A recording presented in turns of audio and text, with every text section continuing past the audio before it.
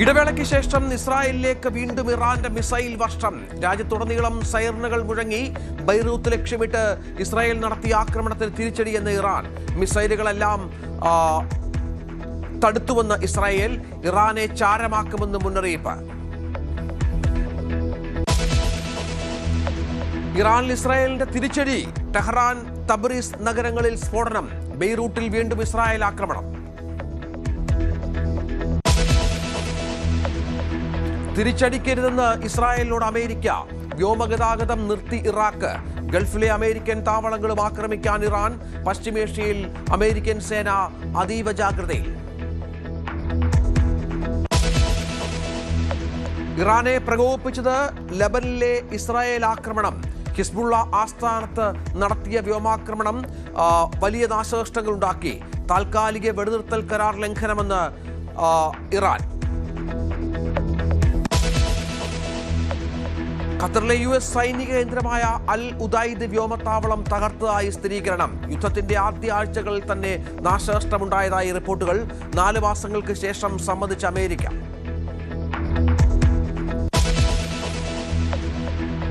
സാമ്പത്തിക നേട്ടത്തിൽ മസ്കിന്റെ പുതിയ ചരിത്രം. കോടീശ്വരനല്ല, ഇനി മസ്ക് കോടീശ്വരൻ.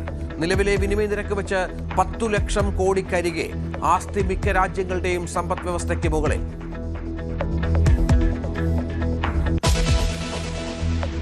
നേതൃത്വ തലവേദനയായി KPC പുനഃസംഘടന. അവകാശവാദം ഉന്നയിച്ച് 10 നേതാക്കൾ. 5 MP രംഗത്ത്. മുഴുവൻ സമയ ചുമതലയുള്ള അധ്യക്ഷനെ ഉടൻ നിയമിക്കണമെന്ന നിലപാടിൽ ഹൈക്കമാൻഡ്. വടക്കൻ കേരളത്തിൽ അതിതീവ്ര മഴ തുടരും. കോഴിക്കോട്, കണ്ണൂർ, കാസർഗോഡ് ജില്ലകളിൽ ഓറഞ്ച് അലർട്ട്. ശക്തമായ കാറ്റിനും സാധ്യത. മലയോര മേഖലകളിൽ പ്രത്യേക മുന്നറിയിപ്പ്. അഭിപ്രായ ഭിന്നതകൾക്കിടെ ഇന്ത്യ സഖ്യം യോഗം ഇന്ന്. DMK വിട്ടുനിൽക്കും. കോൺഗ്രസിനെ പ്രതിഷേധം അറിയിക്കാൻ CPM-ഉം JMM-ഉം.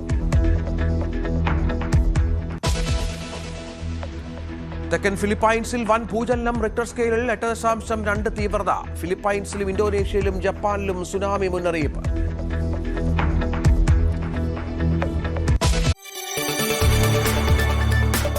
കൂടുതൽ വാർത്തകൾക്ക് News 18 Keralam YouTube channel subscribe ചെയ്യുക.